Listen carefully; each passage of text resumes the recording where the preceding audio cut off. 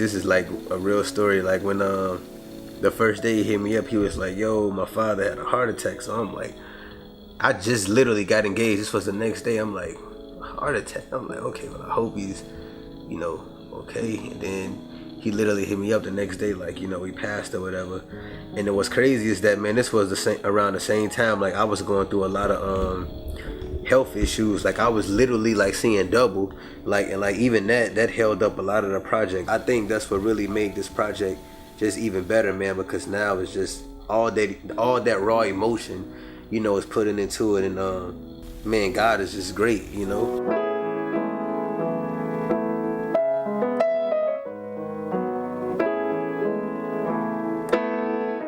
I remember when I actually met Jules in school, and this was back like years ago, and he had came to me. He had this idea for a project. He was going to call it The Field, and we weren't like as close at the time, so I wasn't even really sure. Like, I didn't even know if he could rap or not. I had ended up like, I guess, moving or whatever from like that area, and I later on, like a few years after that, we linked up again, and they basically started recording, and then like just to see the whole project like come together now, it's like night and day. Seeing like the whole album basically complete with all the interludes and everything, even to hear all the stories that behind it, and that's crazy because The Field is basically all of the real experiences that he's gone through. Well, I wasn't disappointed, man. I'm disappointed in you. Man, so when we planning on releasing this thing? September 12th, man. That's the date. September 12th. Yep. What's significant about September 12th? Like, well, first and foremost, I mean, it's my birthday. mm-hmm. But then my dad passed on the 6th of May this year. And me and him actually had the same birthday.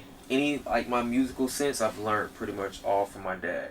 You know what I mean? Like growing up, like listening to Marvin Gaye, Earth, Wind and Fire, Slade, Gap Band. Like yeah, you know what I mean? He had vinyls, big things of vinyls. Yeah, you know what I mean? And I just remember like him, driving me around or whatever when I was a kid, and he used to play songs. And I used to like, yo, I'm really feeling this. And I just remember thinking like, yo, one of these days, man, when I get into music, I'm gonna turn this song into something else. I applaud you even more, bro, because like, you quit your job. Like, nobody just just quits their job to do music full time and say, yo, this is just what I'm gonna do. I'm gonna bank on me. And I congratulate you for that, bro, because I don't see a lot of people do that.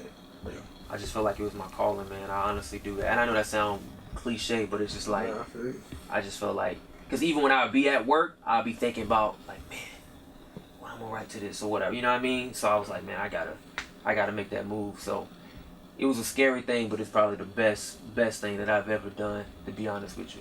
I'm kind of glad it didn't come out at that time, and I know people were hitting me up like, yo, man, when is the album coming out? When is the album coming out?